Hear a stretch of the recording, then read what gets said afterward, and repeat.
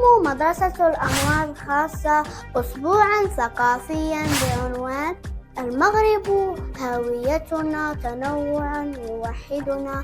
وبهذه المناسبة أبناء المستوى الثالث ابتدائي يقدمون فيلما وثائقيا بعنوان مملكة الغروب.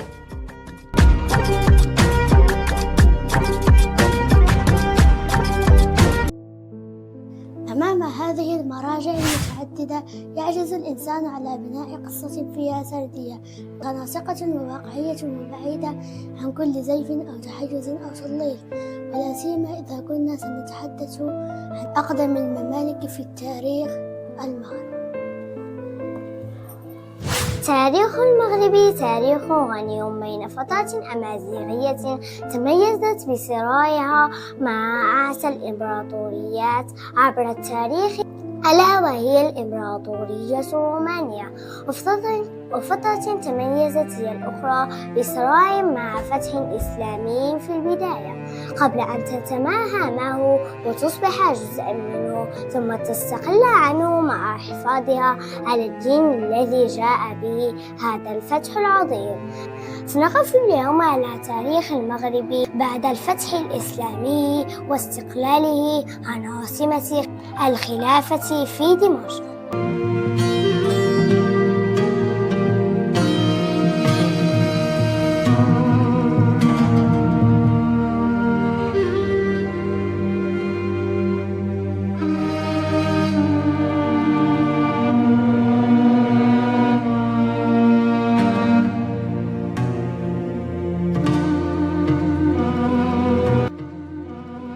L'histoire commence avec un homme seul qui s'est enfui, préservant sa dignité et sa foi après la bataille de Fakh à la Mecque. وإدريس بن عبد الله السليل الدوحة النبوية حين استقبلته قبيلة أغربة الأمازيغية لم يستقبلوه كلاجئ بل كإمام وقائد. هنا ولدت أول دولة إسلامية مستقلة تماما عن المشرق في المغرب.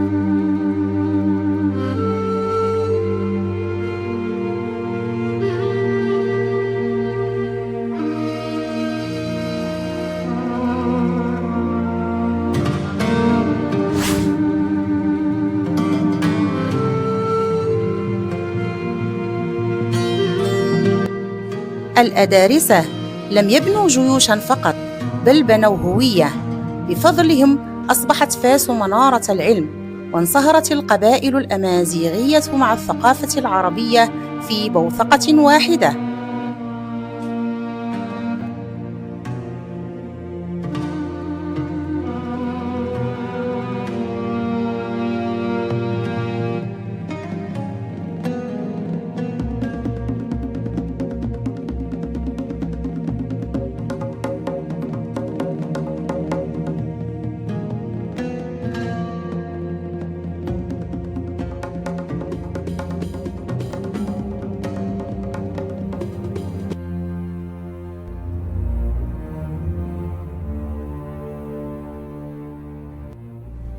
بينما كانت الأندلس تتمزق بين ملوك الطوائف وكان المغرب يعيش شتات القبائل، خرج من أعماق صحراء صنهاجة رجال لم يعرفوا الترف، رجال جعلوا من اللثام شعارا ومن الإصلاح منهاجا.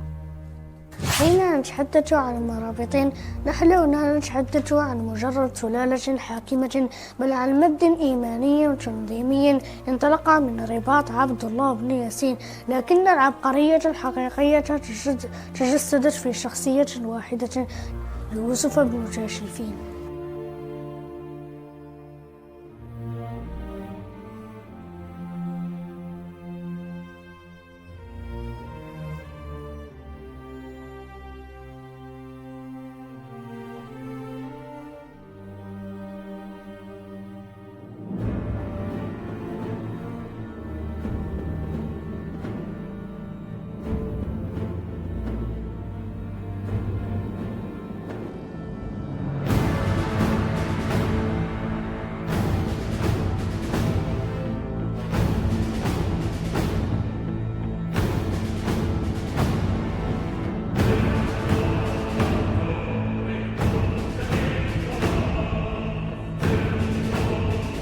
Ibn Tashfin ne voulait pas d'un palais, il voulait une base pour lancer le projet d'unification du Grand Maghreb. وفي ظرف وجيز امتدت دولته من حدود السنغال جنوبا إلى تلمسان شرقا.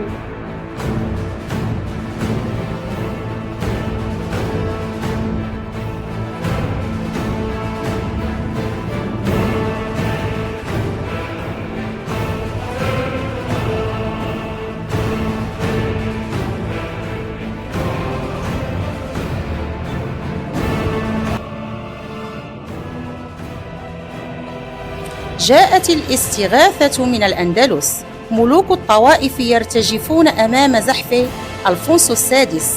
هنا قال ابن تاشفين جملته الشهيرة: لأن أرعى الجمال في صحراء المغرب أحب إلي من أن أرعى الخنازير في بلاد القشتاليين.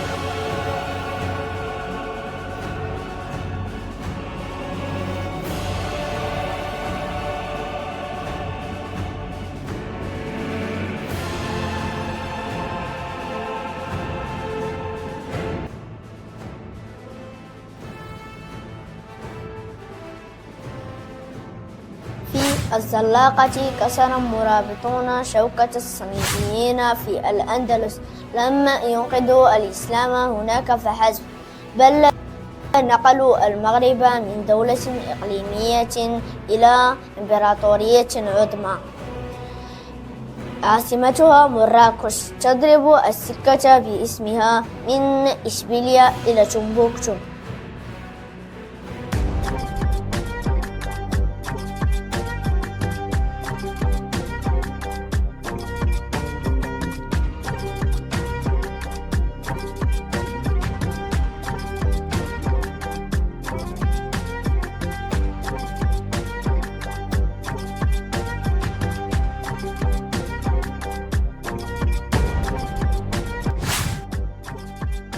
إذا كان المرابطون قد خرجوا من الصحراء فإن الموحدين ولدوا من رحم الجبل. لم تكن دعوة المهدي بنت مرت مجرد حركة عسكرية، بل جورة فكرية وتنظيما دقيقا لم يعرف له المغرب مثيلا. رجل واحد جمع قبائل مسمودة على عقيدة التوحيد ليبني أقوى جيش في تلك العصور.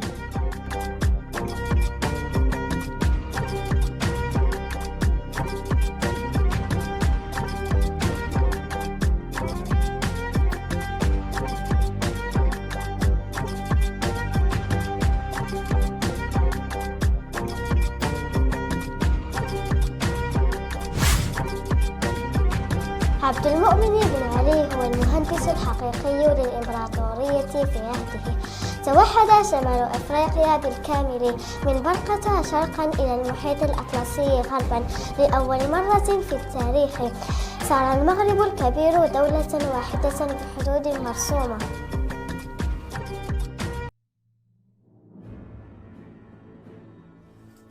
بلغت الدولة ذروتها مع أبي يوسف يعقوب المنصور هنا في معركة الأرك عام 1195 ميلادية.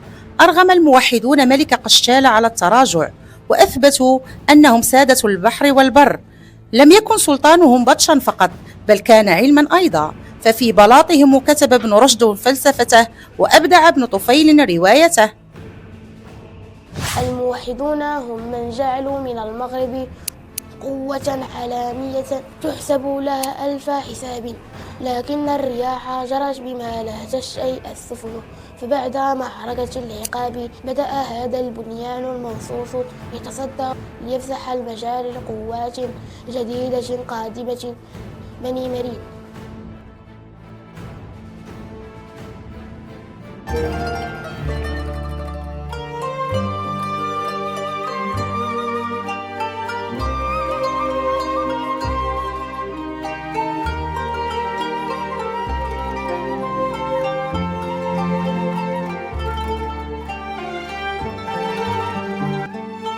إذا كان الموحدون رجال حرب وعظمة، المرينيون هم رجال فن وعلم. بعد سقوط مراكش الموحدية اتخذ بنو مرين من فاس عاصمة ثانية. في عهدهم وصل الزليج والنقش على الجبس إلى ذروة الجمال التي نراها اليوم. حاول المرينيون استعادة الأندلس، لكن القدر كان أقوى، فركزوا على بناء المدارس لتكون قلاعاً للفكر، وصمدوا أمام الزحف الأوروبي حتى بدأت قوتهم تخبو لصالح وزرائهم الوطاسيين.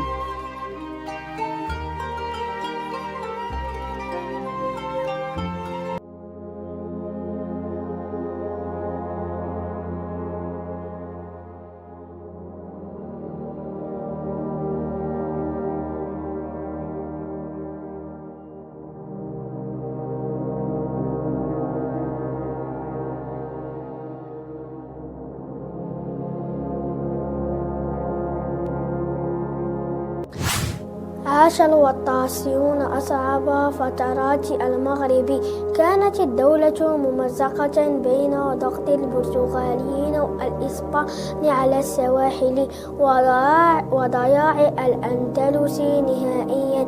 اتهمهم الشعب بالضعف، فظهرت الزوايا والمجاهدون في الجبال يبحثون عن قائد جديد ينقذ البلاد.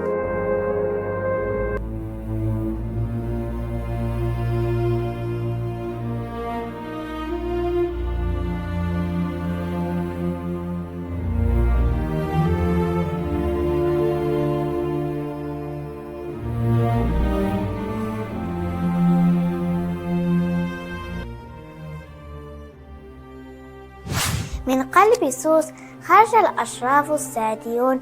لم يكن هدفهم الحكم فقط بل الجهاد. وفي عام 1578 شهد العالم معركة وادي المخازن. هنا انكسرت شوكة البرتغال وهلك ملكهم، فأصبح المغرب القوة التي يخطب ضد الجميع.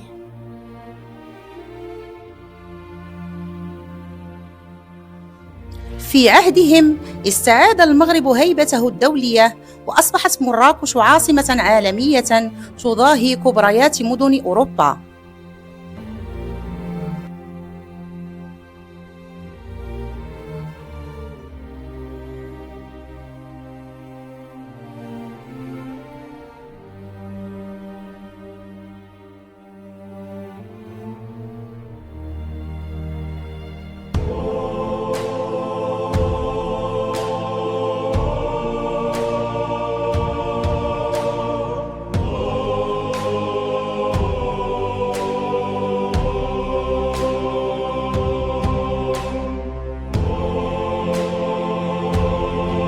الدولة العلوية هي أطول السلالات حكما، وهي التي صاغت شكل المغرب الذي نعرفه اليوم. بدأت مع المولى علي شريف، لكن المؤسس الفعلي للدولة القوية كان المولى إسماعيل، الذي بنى جيش عبيد البخاري ووحد البلاد. ناضل السلطان محمد الخامس مع شعبه حتى نال الاستقلال، ثم أرسى الملك الحسن الثاني ركائز الدولة العصرية والمسيرة الخضراء، واليوم يكمل الملك محمد السادس ثورة التنمية الكبرى.